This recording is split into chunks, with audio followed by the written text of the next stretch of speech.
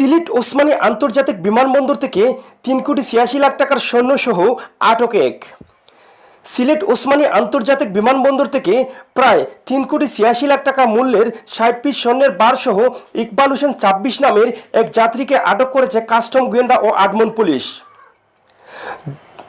জব্দকৃত 60 পিস স্বর্ণের বারের ওজন 9 কেজি 900 গ্রাম। আজ শুক্রবার সকালে এ ঘটনাটি ঘটেছে।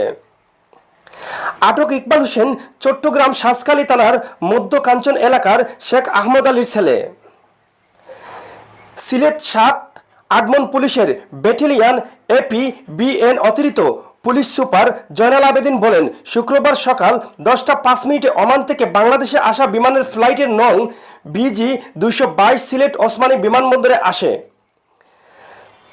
জানা যায় ওই যাত্রী নিজের সিটে বসে পাশের অন্য সিটের নিচে স্বর্ণে ভরা ওই ব্যাগটি লুকিয়ে রেখে দেন।